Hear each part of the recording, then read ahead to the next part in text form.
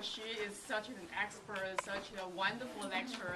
So it's really, really my honor that I would be able to invite her for 2 lectures. And really, she is so generous about her time because it's really valuable. You work as a pharmacist in the hospital, so many things to take care of. And so thank you so much. And let's give her a really, really big applause.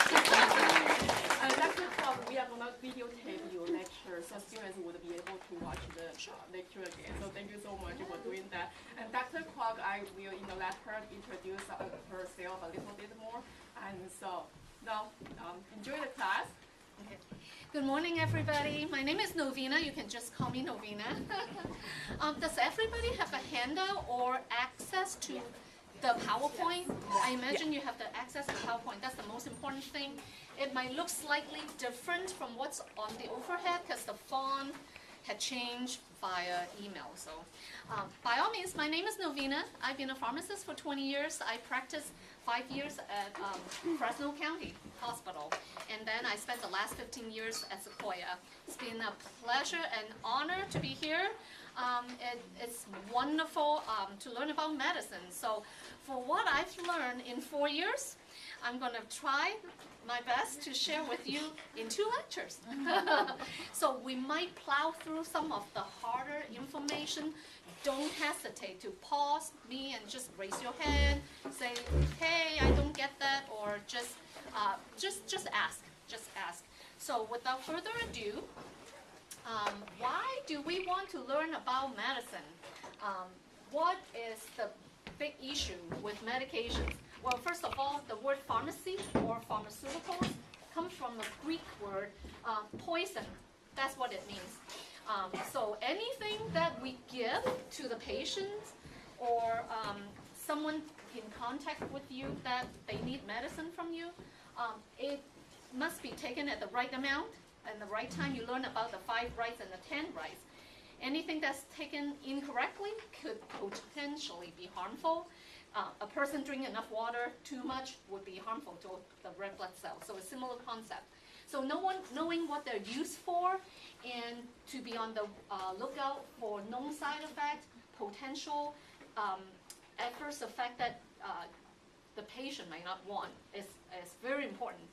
That's a report back in 1999, first came out called To Err is Human, had highlight the importance of reducing preventable unwanted side effects is very important. And as a matter of fact, there are a lot of regulatory agents and rulings out there to mandate how nurses, pharmacists, doctors to be careful with the usage of medications. There are many, many medications out there.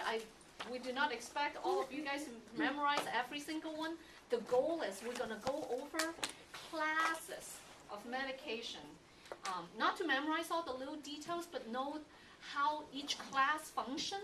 And they have similar side effects, similar interactions, but I'll highlight little differences among the agents. The importance is you have chosen a wonderful career. And with this wonderful choice that you made comes great responsibilities. And you and I are the last line of defense. Before that pill, before that medication is injected into that person's body, you are it. You are that safeguard for the patient. So that's why we're here. That's a little comic strip here saying how this nervous patient waiting in the hallway outside of the surgical room or in the hallway of a clinic with medication hanging. He hears people yelling from the room saying, oops, uh-oh, that's not a good thing. According to the hospital medical records, it shows that not quite nearly 100,000 people are hurt or killed each year here in America. So this is an older report. Things have been improved and the numbers might have been different. But again, the importance of knowing our medication and use it properly. So we have the luxury this time around to split up the lecture into 2 parts. So today we will attempt to cover part 1. We should try to go over the central nervous system agents, the heart vascular agents, and if we had time we might venture out into respiratory, but the goal is at least the first 2 big classes. In each class, we'll go over the pain medications, the analgesics, anesthetics, the numbing agents, things that calm or quell anxieties, sedatives, things that calm down a seizure, and stimulants of the brain. Then the second big group of medicine are the cardiovascular agents. We'll go over the rhythm agents that affect the heart rhythm, things that affect the blood pressure, things affect how thick or thin the blood is, and things that affect lipid. And then if we have time, we will go over the respiratory agents. Now, some of these names might be thrown at you. Don't be overwhelmed by it. The name alpha, beta, we're going to go over it. And you don't have to memorize it, but the reason is if you know the name of the group, you will know how generally that medicine will behave. Okay? And we hopefully will spend hour and a half-ish. We'll take a quick break, come back and finish the second half of part 1. This one, so I have to find my pointer. Part 2 will be next Wednesday. We will try to go over the GIs, and if we couldn't cover the respiratory today, we'll do respiratory. And then we'll go to GI drugs, diabetic agents, and anti-infectives. Under GI meds, we'll look at medications that suppress gastric acids, laxatives, things to stop diarrhea, and things to quell nausea, vomiting. For the anti-diabetic group, we'll go over good old insulin. You guys have practice with insulin or exposure to it, I imagine. And then we'll also go over the oral agents. And then we'll wrap it up with anti-infectives. There are 3 big groups of many anti-infectives out there. We'll cover antibiotics, antifungals, and antivirals. And with the first group of agents, again, you don't have to memorize all the details, but I've been told before that some of these details will show up on the nurse board exam. So you might or might not want to memorize it, but just to know what they are. Okay, so first big group, you've heard of aspirin, you've heard of ibuprofen, you've heard of Tylenol. Well, how do they work? They work very differently. Actually, the first group of anti-pain medications is called the COX inhibitors. What it is, COX is an enzyme that found in many places for pain receptions, in the GI tract. You'll find that on the platelet and also in the kidney flow of things, and it mediates fever and also causes uterine contractions. So what happened is when we throw these medication in it, called the COX inhibitors, it will modify the pain reception by the person. It can also upset stomach because it takes away the protective layers in the GI flora in the gut.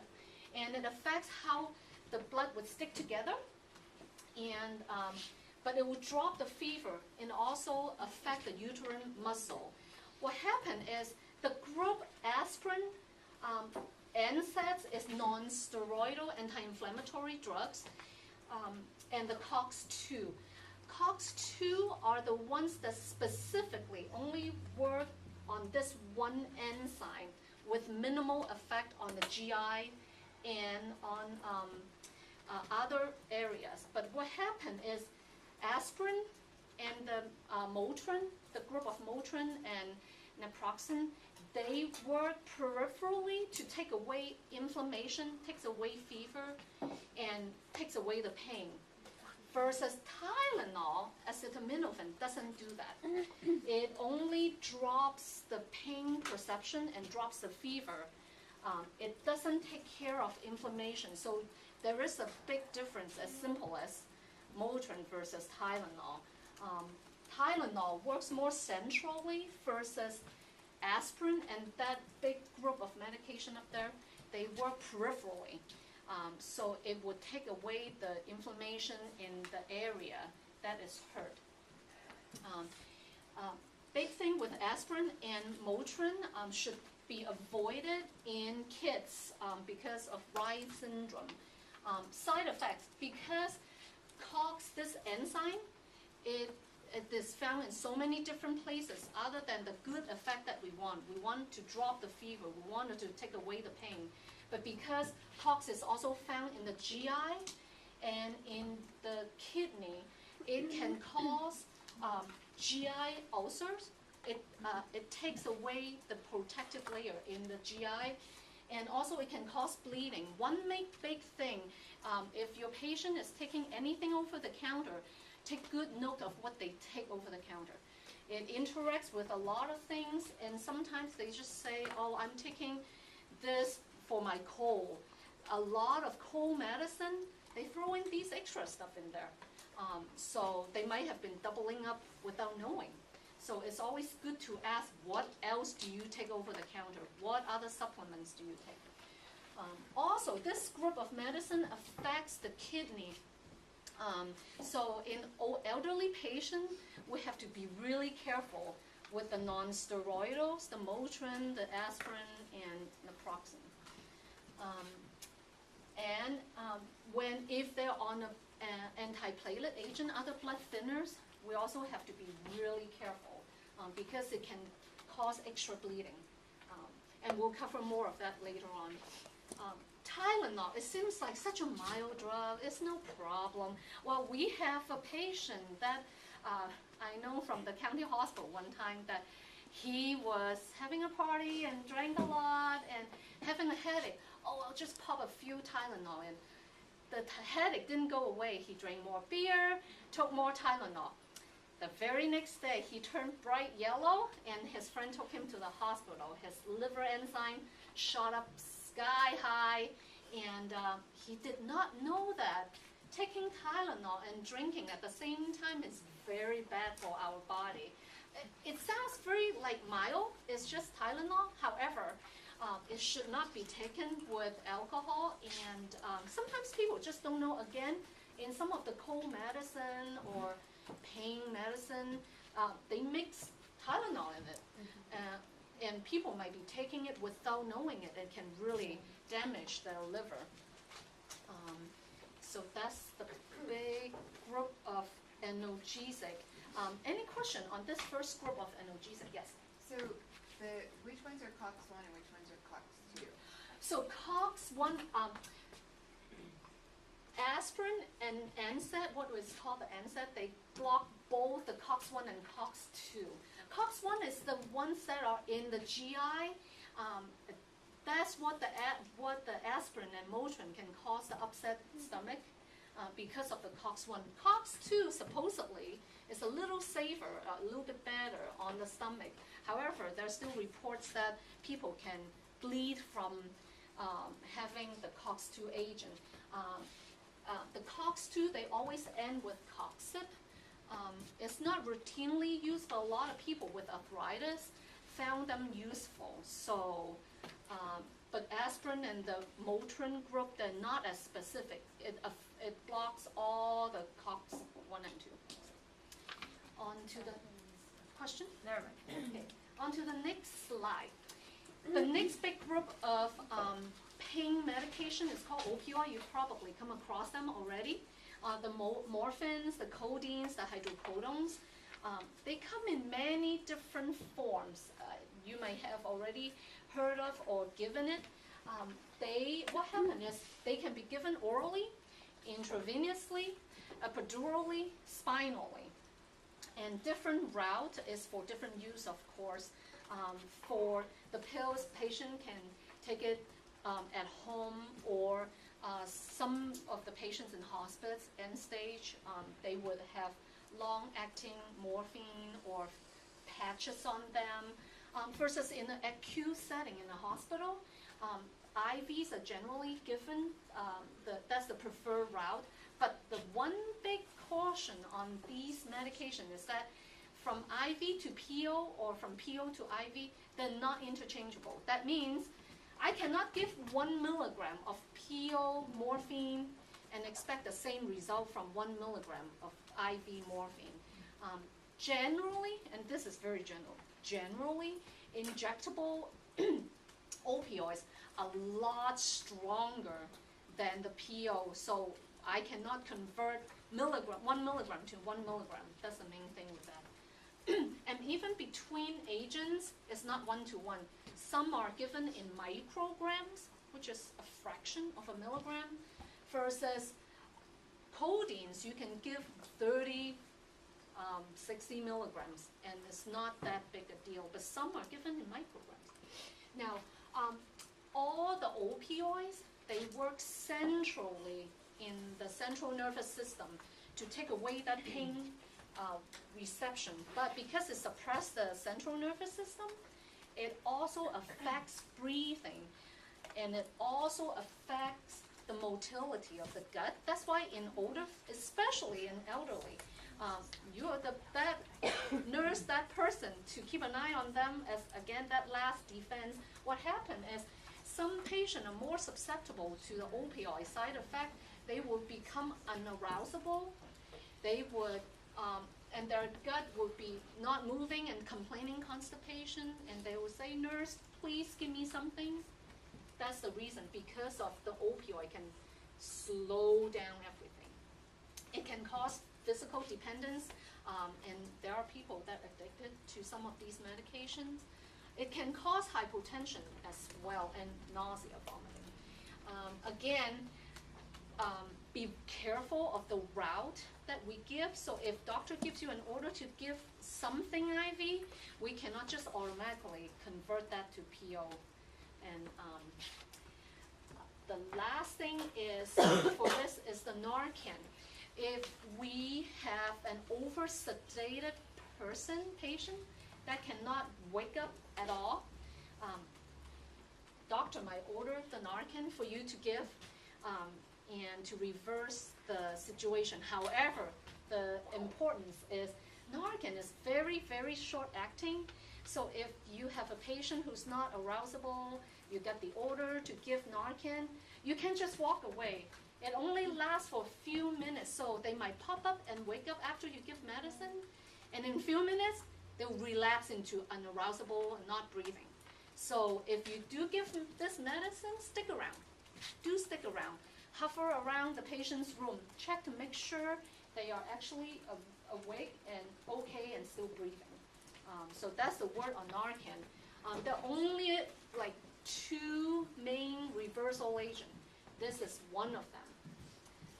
And that makes a really good board question. What's the other reversal agent?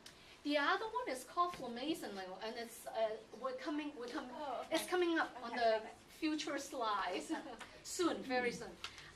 The next one is called anesthetics. Anesthetics are used during surgeries or procedures of some kind. The main thing with anesthetics, generally you don't have to give it, but doctor might ask you to get it ready.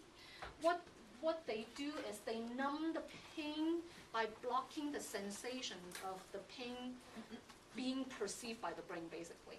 So, and it always starts from the smallest nerve fiber, and it works its way up. And the smallest nerve fiber is the pain reception. So the pain perception will be lost first, and then followed by the feeling of cold or warmth, and then touch, and then deep pressure. So generally, the anesthesiologist will follow what they call the Tring of 4, and these are the few things that they would follow to make sure they are not moving, they're numb, but also they're not twitching. The doctor will keep an eye on that, but you will need to get them the medicine oftentimes. The thing is, they are all different, and they can look very similar. They can be given topically, or by injection, or by all these other different routes. If you ever work on the baby floor, you will notice how important anesthetic is. Oftentimes, anesthetics given epidurally for the expectant moms, and you'll be the one assisting them getting the medication. So also, it can be used locally. Let's say someone comes into ER with an accident. The doctor might ask you to get this medicine to numb the area so they can work on it. The important thing is the doctor will have to keep an eye on the patient because giving the epidural and the spinal, it affects the person in a way that they might have rhythm problems. It can also affect their blood pressure, things like that. And for you to know is all these medication, they all ends with the word cane. So then you know they're anesthetics. They come in two major groups. One group is esters, and another groups are the amide. So what happens is if you have a patient who's allergic to, say, lidocaine, they cannot receive these other cane in the same group. So let's say if a patient have a dental procedure done before, they receive lidocaine and they have a major effect, you get that from the history. And then now coming in for another procedure, and they tell you they have the allergies, well, most likely they should not be receiving these other canes in that same class. They can go to a different class, but just not the same class.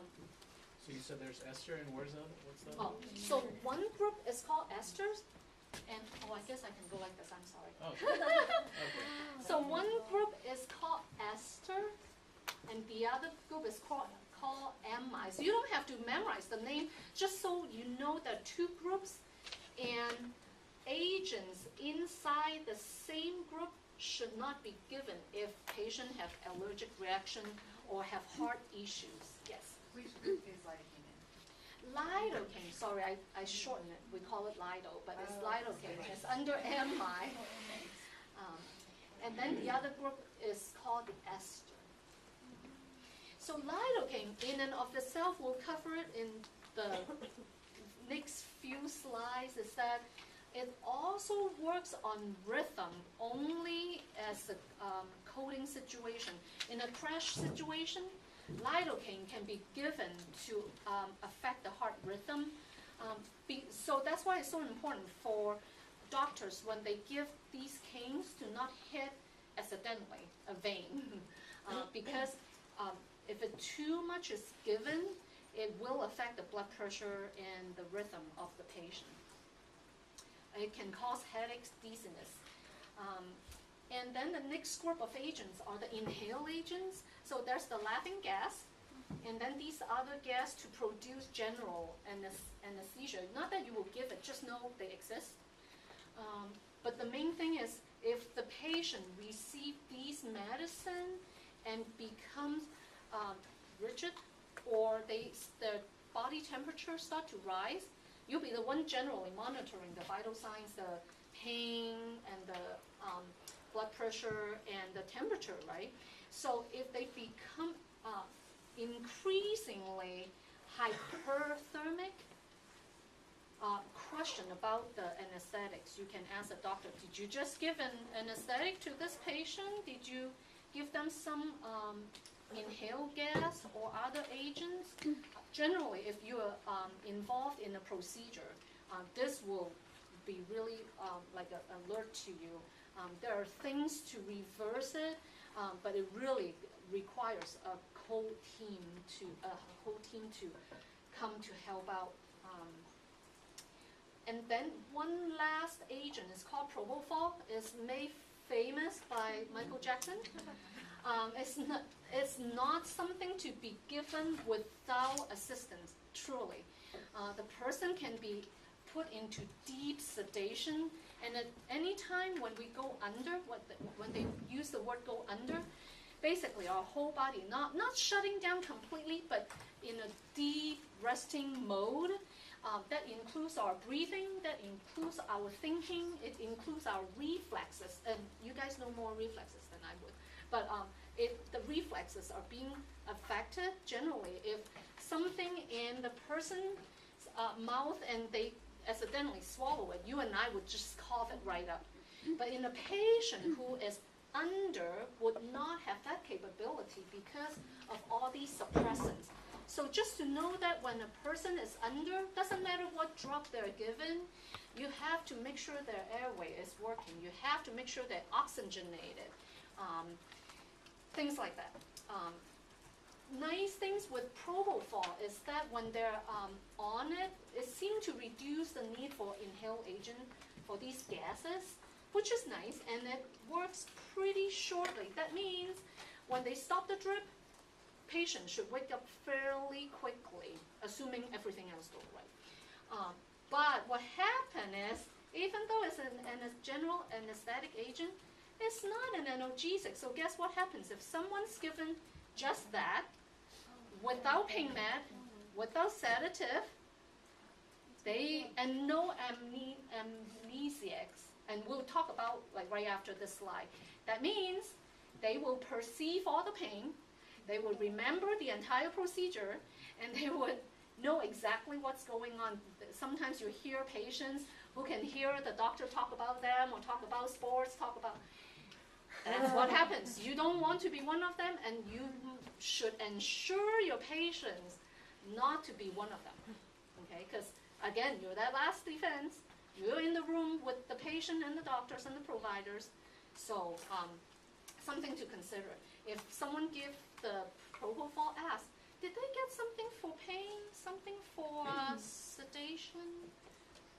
Okay, so propofol, they must be monitored at the hospital. As a matter of fact, we have separated those who needed very, very short procedure. Instead of doing it in the regular patient room, they will actually move them to a procedure room, which is in a controlled setting with ventilator ready, with a bag ready, everything ready, because it's not good when we didn't have that in the past. Oh, question. What would be the sedative they would mix with that? Oh, normally it would be like Versed or a little bit of Valium. I mean, Valium is pretty long, and we're going to talk about that very shortly. But so it would be things like that. Yeah, by all means, it cannot be given by itself. You don't want that. So, anti-anxiety, things that would calm us. So, you can imagine if a patient have never been to a hospital setting or in a clinic where major procedures are done, that person will be anxious. That's a natural response. Drugs, but just to know that if a person have ongoing anxiety, drug is not the first defense. And like my friend who's a psychiatrist say that medication only works 20 to 30% of the time at most. So psychologically, a lot of things going on that you probably learn in other classes are very important. But if they do need to, oh, sorry, wrong button. Sorry. So, but if the patient do need anti-anxiety medication or things to help them sleep, just a word of caution that they should not be driving, they should not be drinking alcohol. Anything that suppresses the CNS will further suppress them. So when a patient is taking anti-anxiety medicine or things that help them sleep, just remind them, please don't drive, please don't drink, I mean, unless they're at home at night, so forth. This sometimes also used for seizure management of seizure, because our body is really connected. It doesn't just work for one thing, it also works for other things. It helps with the seizures, it produces amnesia, and that's what you were just asking earlier, that it can help take away the memory of the procedure or what they have to go through. So it's just really to calm them. To also calm down the muscle, sometimes people have spasms and they require a little bit of anti-anxiety med. Also help them with withdrawal. Those people come in sometimes requiring drips of these to help them take away the DT. DT is delirium tremens. What happens is when a person has been on alcohol for a long time, their seizure threshold is just not the same like you and I. their threshold have been lowered, and they're more prone to DTs. Also, it will help nausea, vomiting.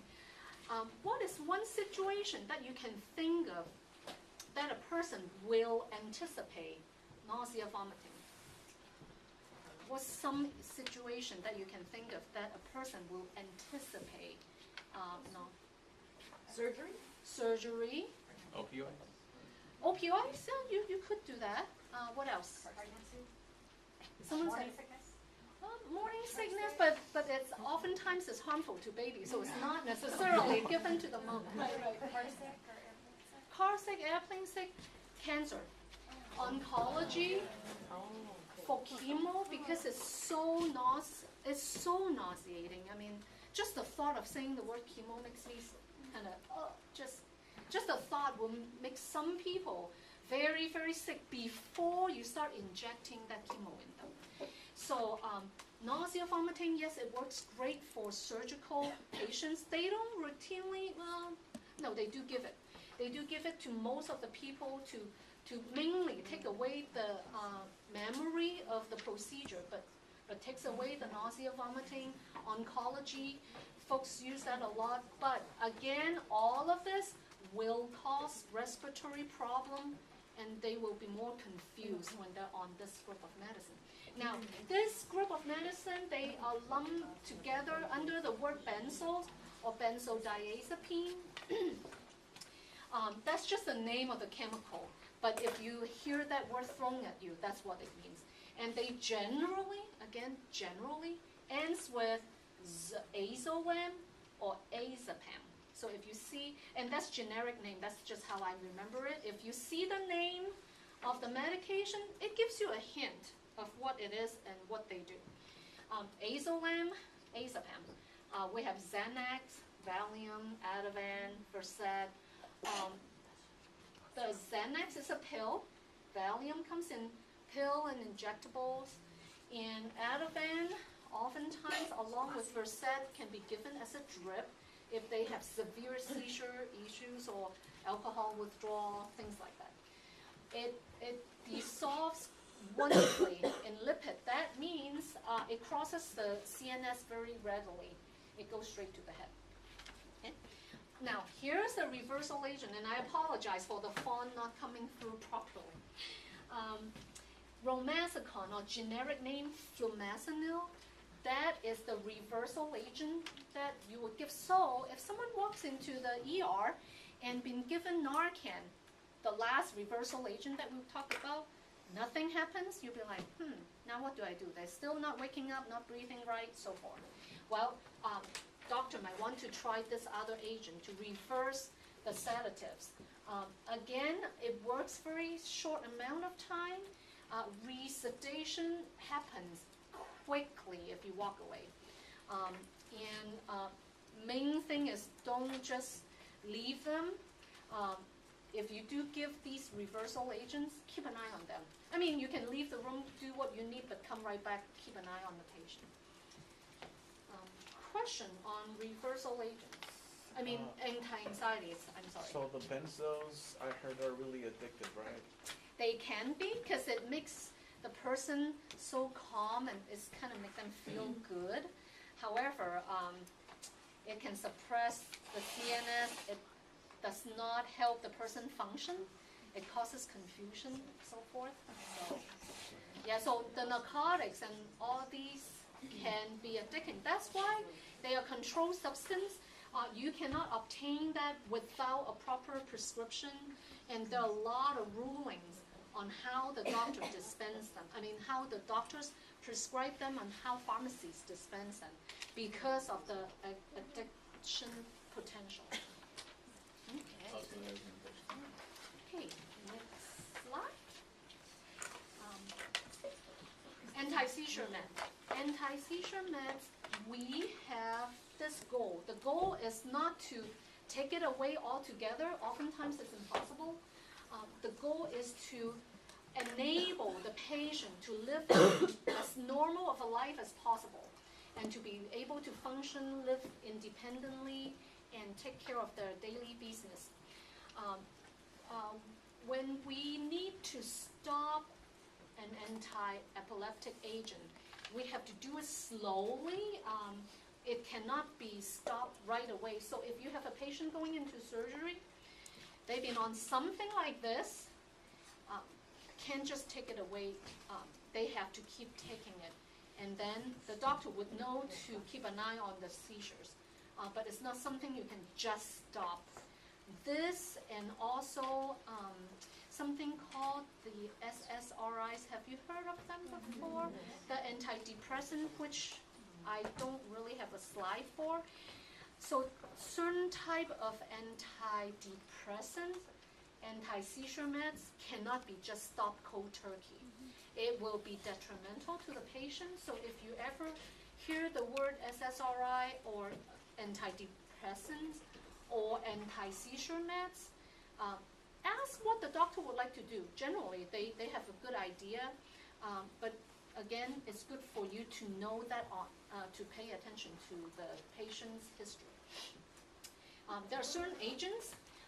These are the ones that you might have seen at the hospital during your clinicals. They're Dilantin, generic name, phenytoin. The barbiturates, it's a very old agent. Phenobarb is very, very old agent. We have Depakine, Depcol, and Tegretol, and Keppra. The interesting thing is it works in the liver. There are two ways to get rid of something from your body. It's via the liver or via kidneys. So those are the two ways. Any toxins are not just two ways. 99% of the time, those are the only two ways something is being get rid of from your body. Via the liver, via the kidneys. Why do I bring that up? This group of medicine, the Dilantin, the barbiturates, and the Depacol, Keppra, they are all processed in the liver. Think of your liver as the detox center. It's like a little factory with a bunch of minions working in it. And you watch the movie Despicable Me. What happened is the liver enzymes, like the little minion, they're very busy moving the junk one by one away from your body. And they are good when they are yellow, right? So what happens when you throw these drugs in there, they turn purple. They're called liver enzymes inducers. What happens is if you give the barbiturates or the phenytoin, it produces more of the liver enzyme. Well, you say, that's not a bad thing. True, it's not a bad thing. It gets rid of junk even faster. However, if you have other medications on board for blood pressure, for diabetes, for other things, well, that's not good, because then the doctor will have to increase the doses on these other things, and they won't function. The other medication won't function properly. And the funniest thing with Dilantin itself, in and of itself, it would create more liver enzymes. So over time, Dilantins, those have to keep going up to achieve the same level of anti-seizures.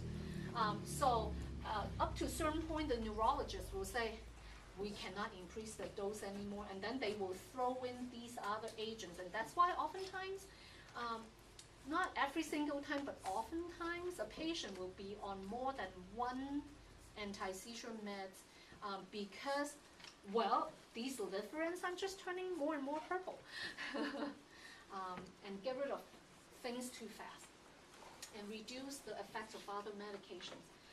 Again, just like the anti-anxiety medicines, the sedatives, anything that affects the CNS can suppress it more. That means if you give this and an azolam together, well, they really should not be driving or drinking because they will not be able to function properly. And I use the word driving, but it can be someone who works with a drill, can be someone who works in a factory with a robotics. So someone that works with machines should really be super careful until they are used to the medicine and their body knows how to handle it. Question on this group. Next group is the opposite. Instead of suppressing things, is stimulate things. We have the stimulants for the CNS. The doctors will try to give the lowest possible dose, and ideally to give it in the morning. They're used for ADHD. Oftentimes, kids might be on this if they have been diagnosed properly for ADHD. Surprisingly, I found out that ADHD is not just for kids. Grown-ups can sometimes have that as well. Some of us might not be able to sit still as much or pay attention to finish one task at a time, things like that. Narcolepsy, that's a word for people who don't sleep properly or overtly sleepy all the time. OSA, obstructive sleep apnea, shift work sleep disorders. So those people who don't sleep right, their clock will be a little bit off, and the stimulants can help them stay awake during the day. And the main agents are the amphetamines, caffeine. We are very familiar with that. I just have one or two of this morning. And there are many other forms that it comes in now. The main thing is these are metabolized in the liver. So guess what? If you have someone on the anti-seizure med and on this, they don't work right together because it's being get rid of from the body too quickly. These are all processed in the liver. Side effects, think of it when you are really hyped up. You would be anxious, that's one of them.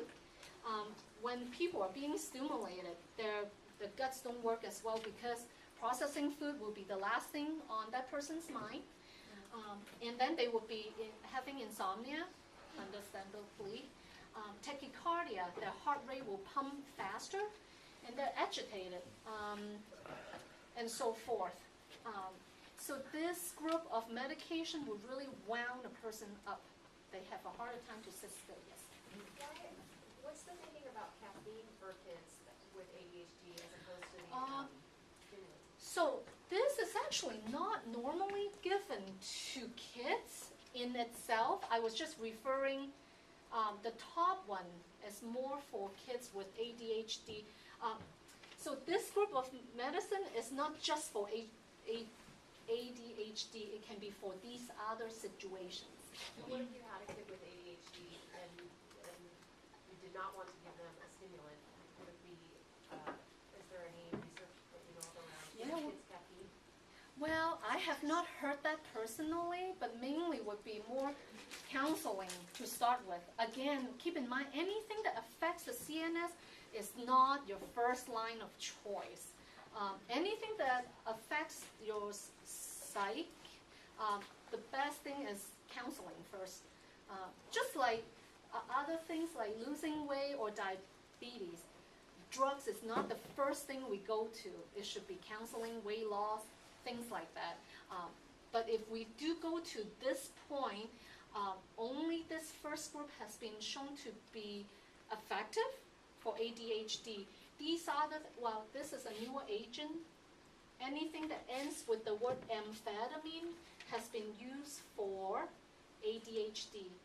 Things that ends with daffodil is for sleepiness. Yeah. I know that stroke victims, they often prescribe caffeine or coffee, that it actually, do you know the mechanism, is it related to that to help their, because it makes their speech patterns clearer? That's true. So it does wake up the CNS a little bit more, but it's a fine balance. Because for stroke victim, then you have to worry about the heart. You have to consider the rhythm and blood pressure. And caffeine, as you might have experienced, if you pump too much caffeine into a person, you start having palpitation. Well, depending on the brand, but I won't speak to a certain brand. But basically, in that situation, you would have to be careful to balance the risk versus benefit. So it's just the firing quickens more. It's not really some other mechanism as to why they often say say have a cup of coffee a day or, to clear this? It helps breathing, it helps take in more oxygen, and the end tidal volume would go up. But what happens when the caffeine wears off? You crash. So, but there might be new studies coming out, but I personally have not heard of that particular one. Okay, other questions? Can you repeat the endings for the ADHD meds and the sleep medication? Oh yeah, definitely. So you notice how they end with the word amphetamine. For ADHD. Okay. And this new one, it spells differently, but it still ends with the word amphetamine. If you see that, for kids it's ADHD, but for grown-ups would be those with sleep disorder or other psychological issues. Okay, wonderful questions. And you said definite, if that ends in definite, that's for sleep also? That's for sleep, those who have a hard time staying awake or alert during the day, whether they have narcolepsy or shift work situations.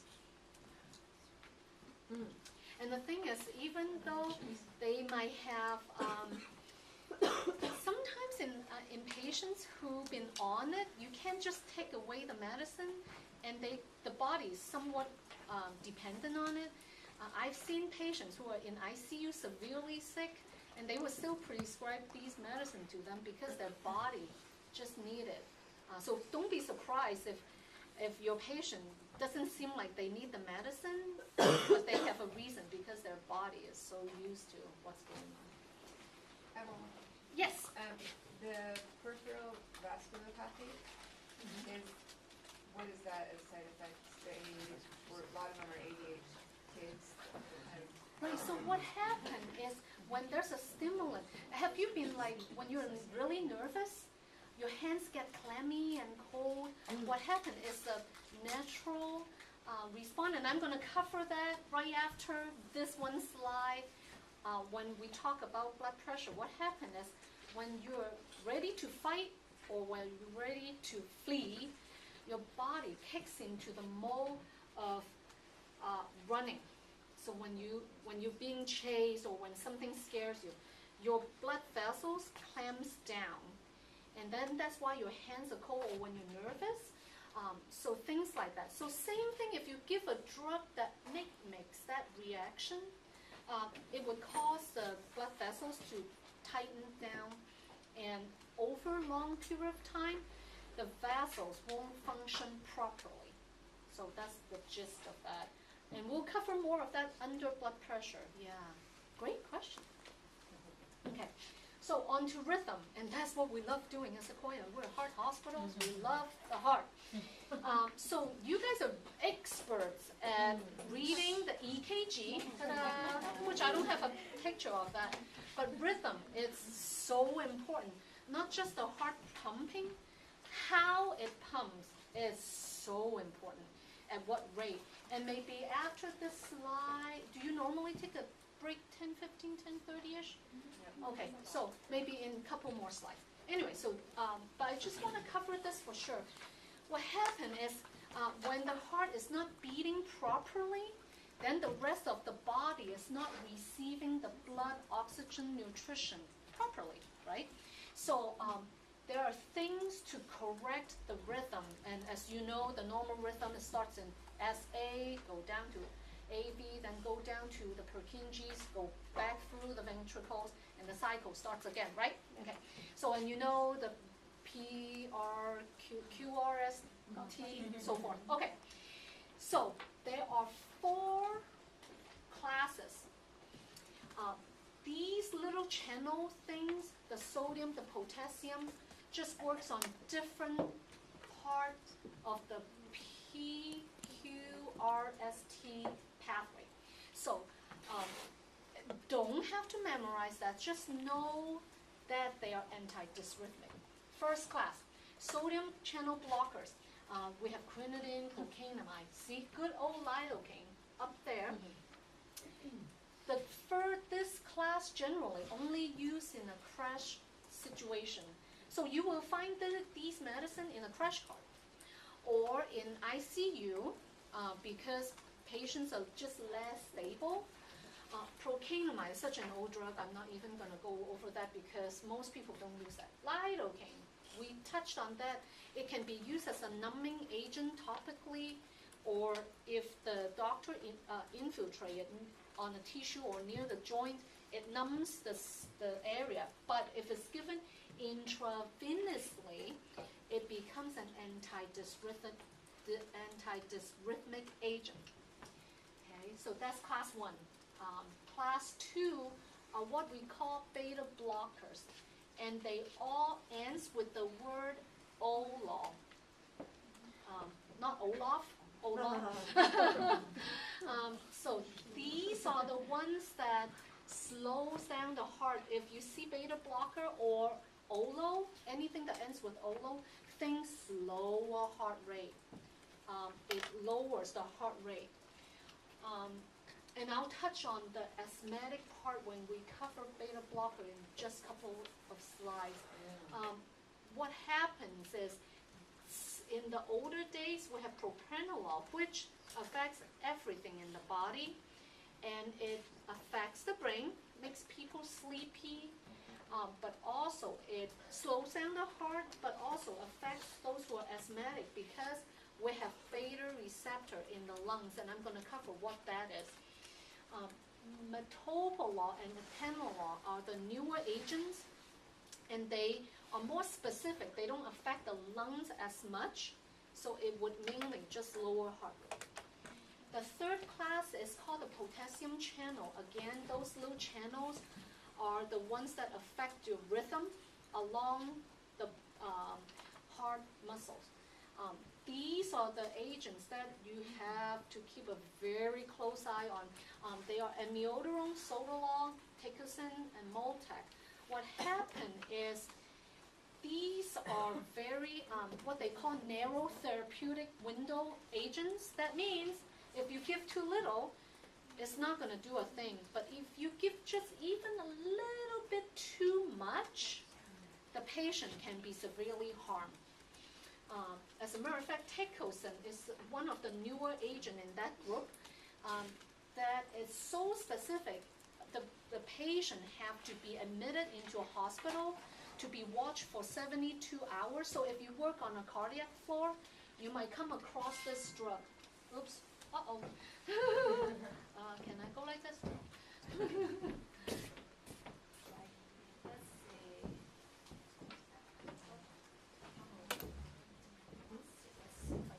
Okay, excuse me. Whoops.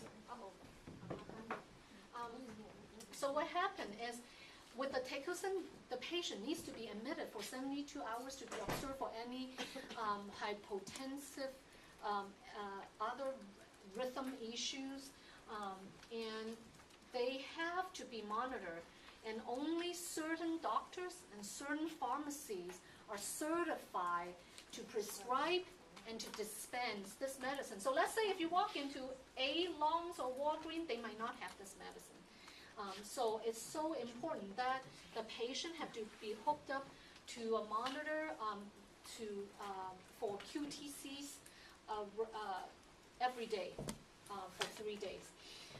And if you ever have a patient on Ticozin, please be sure you remind them to get the supply from pharmacy wherever you might be practicing. Be sure you remind them to always have the supply with them. This is one of the medication. They cannot just walk away and say, oh, I forgot. It's not like aspirin. This has to be taken exactly every 12 hours apart. I mean, if it's few minutes early, late, it's not big. But they cannot just forget it, and if they do forget, it's not something you can double up on. It's not an aspirin. You cannot double up on this medicine. And it interacts with a number of things. Antibiotics, it interacts with antifungal, things like that. Amiodarone, back up a little bit. Class 3s, oftentimes you will see people who have atrial fibrillation that have tried other agents, and they have failed, and sometimes they would try this before ablation, And sometimes they try ablations and it doesn't work, they would go back to these. So again, this is not the first thing people would try for rhythm issues. So for those who have atrial fibrillation, they would try other things first. But once they get to this point, they have to be very, very careful with the medication. So if you are the one that giving them the pill, check the time, check the dose, as you would normally anyways. But these are the ones that you must be very careful. And amiodarone affects everything in the body. It affects the thyroid, it affects skin, it can cause really bad skin rash that could potentially peel, and it affects lungs, causing pneumocystis. It can cause, it's a very long list, eye problems, vision problems. What happened is amiodarone is similar to iodine. It has iodine-like structure.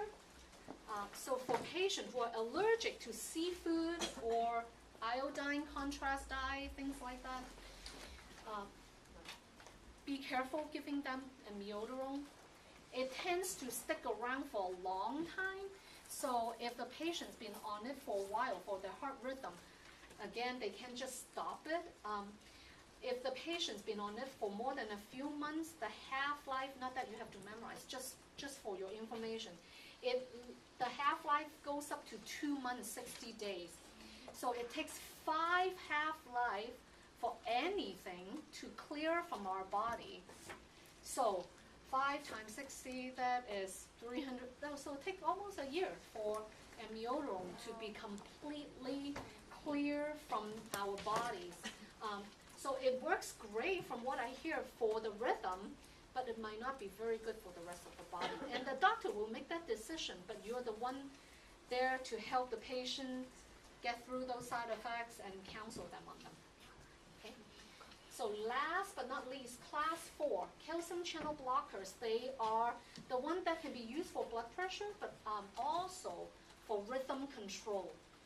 It's very good for rhythm control. You will see diltiazem, verapamil, not as much.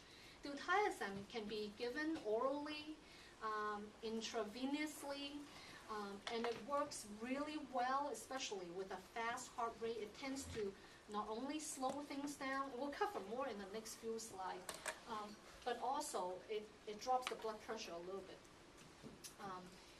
And all of this, doesn't matter which one, even though they're anti-dysrhythmic, they are pro-dysrhythmic. That means they can cause further rhythm issues. Anything that adjusts the rhythm can pop it into a next bad rhythm, basically. So again, you must monitor the EKG. It's oftentimes in use with other procedures, whether it's defibrillation or pacemakers. Side effect, I kind of cover that. Most of these medicines are cleared by the liver, except for atenolol. And ticozin, sorry, except for atenolol and ticozin. They are processed in the liver, but also processed through the kidneys as well. So if in older patients, you see them having change of renal function, and you would see that, how much their creatinine had gone up or how much they pee less, well, then these agents might not be the best for them. And one last one is the adenosine. Have anybody given adenosine in this room? No? Adenosine can be found in the crash cart, but also used for challenge, for rhythm challenge. What happens is when we give that, when someone is in such a chaotic rhythm situation, doctor might give this in a coding situation to kind of knock everything out. I was told it doesn't cause a flat line, but I personally seen it given once in ICU, and it does cause a nice flat line on your monitor, and you're like, oh. So fret not. It's only for a few seconds, literally. It wipes it out and let the heart to take control again. That's what it does. It doesn't last for long. It's a fairly short-acting agent, but when you do give it, be sure you have help nearby. And you will. You would not access this medicine unless you have a doctor, a co-team, so forth. But that's what it does. I was told that it doesn't always cause a flat line, but the one time that I saw it did. So, questions? Rhythm. In class 4, you said it's for rhythm control and? And blood pressure. And we'll cover it under blood pressure very shortly. How's everybody doing? Still good? Ready for more? Okay. So we'll keep going on until 10:30-ish. Okay. So moving right along. So now we have blood pressure. I love blood pressure. That's what we do because it's a good thing. I mean, we think of high blood pressure, oh, such a bad thing, you know. But if you think of it, that's what gives us the energy to go through each day. We do need that pressure to give the organs energy and oxygen and so forth to do our tasks, correct? So how do we have a blood pressure? What affects the pressure? Think about that. What are some of the things that affect blood pressure? Or just pressure in general. It doesn't have to be blood. Caffeine. Stress, okay. But in a mechanical sense, that's what I'm trying. Vasoconstriction and relaxation. Okay, so one, volume. In any, yes, so you're right too. So stress and everything. So blood volume. How much volume you have? Then what's the next thing that causes blood pressure? Let's just call it pressure from a mechanical sense. Heart rate. Rate, how fast the pump pumps. So think about a water tank. You have a pump. It pumps slowly. You have low blood flow, low blood pressure, low pressure. You have a fast pump. You have higher blood pressure, higher pressure. What else? So the pump, heart rate, the volume. So we covered one more thing. Resistance? Electrolytes in the body sense, definitely. It will affect that, but that's more supplemental instead of the three main pillars. Resistance in the vessels? Yeah, correct. So it's the vessels, the pipe itself. You have a small pipe with the same force, you have a high pressure. You have a wide big pipe, same pump, same rate, lower pressure. So if you keep those three pillars in mind, it will make sense to you why these medicines work the way they do. So there are the three things that would affect pressure, any pressure, but in the body would be the blood pressure. Your pump, the heart, how fast or how hard it pumps. Second, how much volume, how much fluid you have in the body. If you have a patient who just retains all the fluid while the pump still pumps properly and the pipes are fine, well, he or she will still have